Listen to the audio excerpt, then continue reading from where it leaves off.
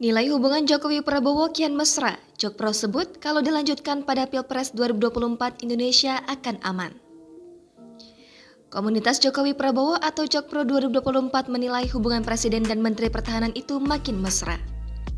Sekretaris Jenderal Jokpro Timothy Evandriono menyebutkan kemesraan itu tampak dari silaturahmi yang terjalin pada hari pertama Idul Fitri 1443 Hijriah di Istana Gedung Agung Yogyakarta, Senin 2 Mei 2022. Dalam pandangan Timothy, keduanya cocok untuk berpasangan dalam kontestasi Pilpres 2024.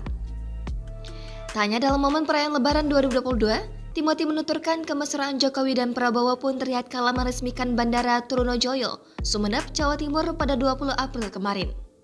Timothy berpandangan, polarisasi tidak akan terjadi jika kedua tokoh itu bersatu dalam Pilpres 2024.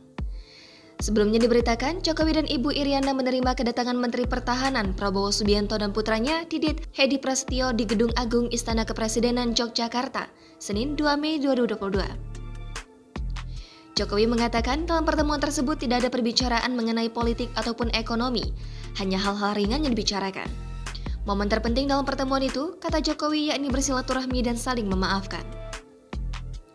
Sementara itu, Prabowo mengaku mendapatkan kehormatan besar bisa diterima oleh Jokowi dan keluarga pada Hari Raya Idul Fitri.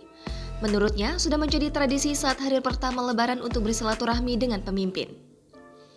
Tak hanya berbincang-bincang, pada momen tersebut Kepala Negara juga mengajak Prabowo menyantap hidangan khas Lebaran, salah satunya adalah opor. Prabowo mengungkapkan dirinya juga menyantap menu lain yakni bakso dan tempe bacem. Jangan lupa subscribe, share, komen, dan like ya!